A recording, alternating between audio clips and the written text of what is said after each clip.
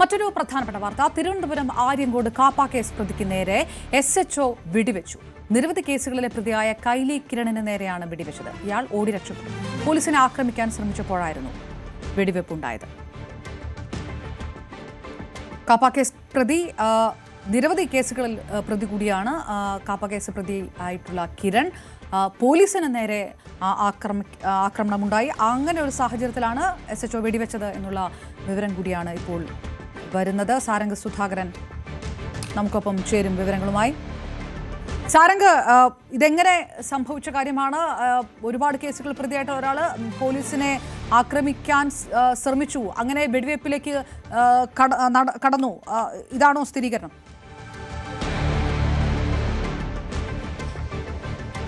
അപർണ, തീർച്ചയായും അത്തരത്തിലൊരു ആക്രമണം ഉണ്ടായപ്പോൾ സ്വയരക്ഷയ്ക്ക് വേണ്ടി നടത്തിയ ഒരു കൃത്യമാണെന്നാണ് ഇപ്പോൾ പോലീസിന്റെ ഭാഗത്തു നിന്നുണ്ടാകുന്ന വിശദീകരണം.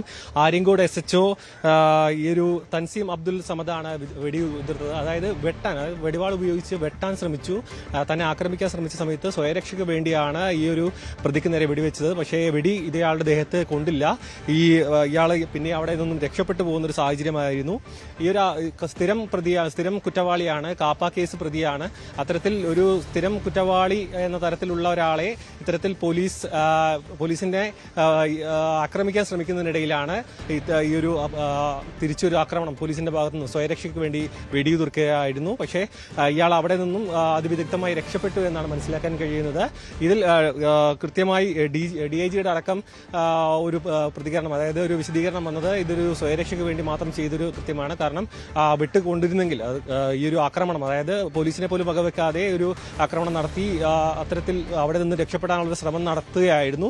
കൃത്യമായി ഒരു രക്ഷപ്പെടുക എന്നതിനൊപ്പം തന്നെ പരിക്കേൽപ്പിക്കുക അല്ലെങ്കിൽ കൂടുതൽ ദേഹോപദ്രവം നടത്തുക എന്നൊരു ലക്ഷ്യത്തോടു കൂടിയാണ് ഈ പ്രതി കിരൺ ഇങ്ങനെ ആക്രമിച്ചത്. വടിവാൾ ഉപയോഗിച്ച് വെട്ടാൻ ശ്രമിക്കുകയായിരുന്നു. ആ സമയത്ത് കൃത്യമായി SHO തടഞ്ഞതുകൊണ്ടും പിന്നെ ഈ ഒരു തോക്കുപയോഗിച്ച് വെടിവെച്ചതുകൊണ്ടുമാണ് അവിടെ നിന്നും പ്രതി രക്ഷപ്പെടാനുള്ള സാഹചര്യം ഉണ്ടായെങ്കിൽ പോലും ആ ഒരു SHOയ്ക്ക് പരിക്ക് പറ്റാതെ രക്ഷപ്പെടാനുള്ള ഒരു സാഹചര്യം ഉണ്ടായത്. പ്രതിക്ക് വേണ്ടിയുള്ള തിരച്ചിൽ ഊർജിതമാക്കിയിട്ടുണ്ട്. എത്രയും പെട്ടെന്ന് ഈ പ്രതിയെ അറസ്റ്റ് ചെയ്യുമെന്നാണ് മനസ്സിലാക്കാൻ കഴിയുന്നത്. വൈകാതെ തന്നെ പിടിയിലാകും. നിരവധി കേസുകളിൽ പ്രതിയായിട്ടുള്ള ഒരാള് ഇതിനു മുൻപ് ഇങ്ങനെ പോലീസിനെതിരെ ആക്രമണം നടത്തിയ എന്തെങ്കിലും ബാക്ക്ഗ്രൗണ്ട് ഉണ്ടോ, അല്ലെങ്കിൽ അത്തരം എന്തെങ്കിലും കേസുകളും ഇയാൾക്കെതിരെ ഉണ്ടോ?